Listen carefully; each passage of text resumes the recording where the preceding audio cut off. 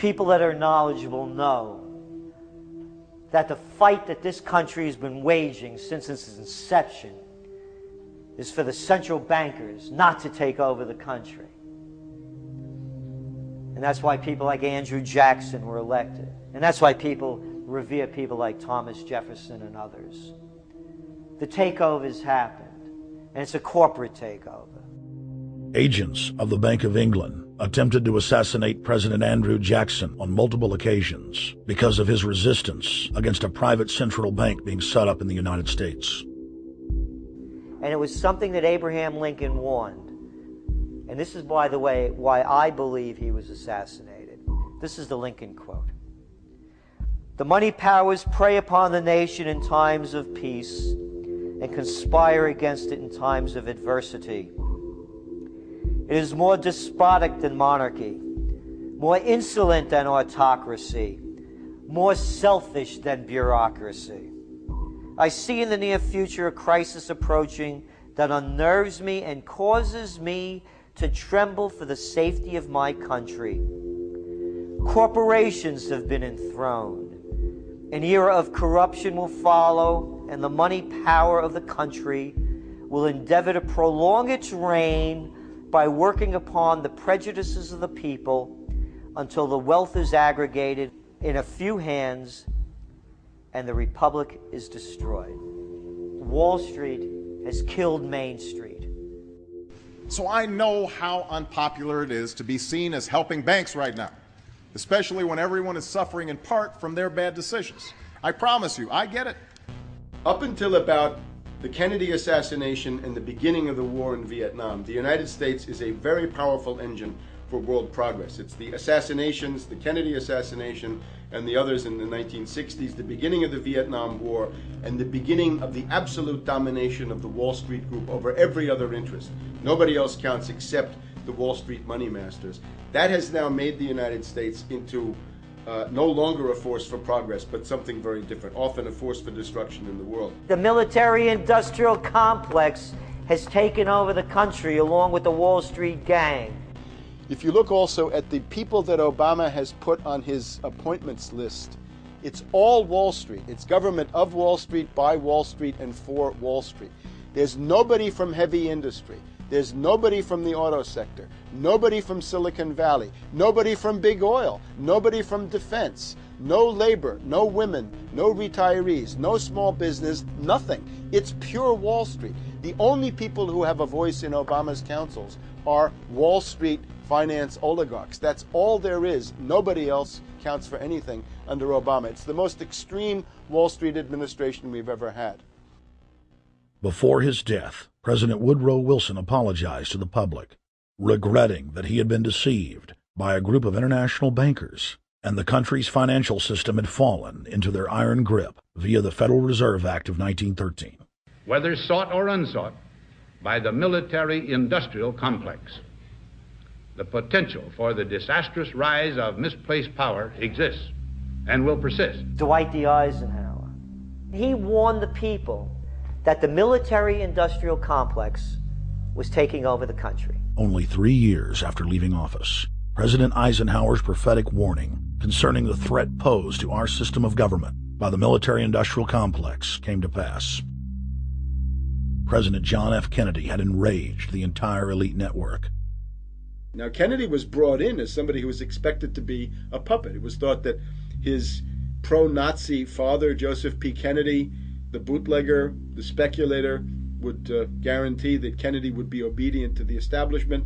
They thought that Kennedy was a sex maniac who could be manipulated through all of this, but it turned out that through his personal suffering, Kennedy had discovered a personal sense of himself which went beyond just being a puppet, and he began to think about things like economic recovery, world peace, having a space program, making deals with the Soviets, cutting the Federal Reserve down to size, and a whole series of other things. Executive Order Number 11110, signed by President Kennedy, began the process of abolishing the private Federal Reserve. Kennedy was also pushing for real civil rights reform and had begun the process of pulling the troops out of Vietnam. The last time you had an actual president was Kennedy. The oligarchs took swift and decisive action. when John Kennedy attempted to take the government back from the robber barons. He was brutally murdered. The message to future U.S. presidents and leaders across the world was clear: do as you're told or die. John Fitzgerald Kennedy was the last true president of the United States. And until the globalists are removed from power, we will never have another real one. The other thing about the American presidency you've got to remember is that this is a puppet post. It's automatically going to be a puppet post. The idea that Obama is somebody who's going to come in and exercise real authority when he's obviously been chosen and given everything that he's got by these financiers. Presidents are now little more than corporate pitchmen who take all the political heat, while the controllers remain in the shadows, safe from public scrutiny. Hip-hop icon KRS-One is not just known for selling millions of albums. He has led a tireless crusade against youth violence and has been a strong voice for human rights. If they controlled it before, what makes you think they're not controlling it now? The country was on a verge of revolution. They threw a black man up. Now we like this. They give him the money, they give him the bundling, they give him vote fraud, they give him the media whores, they give him goons, they even have elected officials making threats to put people in jail if they criticize Obama in public. All of this is the mark of a puppet. And that means that he is a puppet, actually more of a puppet than anybody else, more of a puppet than Mrs. Clinton would have been, even more of a puppet than McCain. He's the maximum puppet that we've had, certainly since Jimmy Carter. They put a black face on the New World Order, and now we all happy. KRS ain't buying it. In the real executive power structure, the president serves the military-industrial complex, itself owned by the international bankers. If there's a revolution, the population just throws out the prime minister or president. The elite stays in power because the public is never aware of who the real enemy is. In Evian, France in 1991, standing before the Bilderberg Group, the apex of the world government power structure, David Rockefeller defined the New World Order as a system of world government serving the international banking elite. For decades, the banker-owned media would attack anyone who dared to warn the public that a dictatorial world government was being constructed right under their nose, and that national sovereignty was being deliberately destroyed. And now, after years of denial, the media and the elite themselves are proudly announcing that not only is world government real, but it is the answer to the financial crisis that they carefully engineered. Suddenly, the Wall Street Journal tells us that the North American Union is here, and that getting rid of the dollar for a common currency with Canada and Mexico is good. The Financial Times of London, published by a member of the Bilderberg Group, crowed that a dictatorial world government had been kept in the shadows for our own good, and that it was now time for it to emerge from behind the curtains of national security. White House Chief of Staff Rahm Emanuel stated on record that they can't let this crisis go to waste. You never want a serious crisis to go to waste. And what I mean by that, it's an opportunity to do things that you think you could not do before.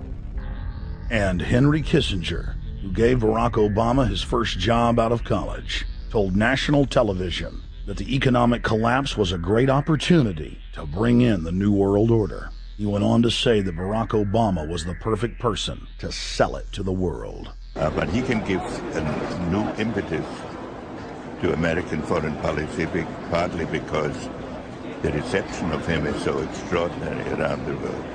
I think his task will be to develop an overall strategy for America in this period when really a new world order can be created. It's a great opportunity. It isn't just a crisis. In June of 2006, our team traveled to Ottawa, Canada, to gather intelligence on the shadow government's agenda for the coming years. I think that's the Queen.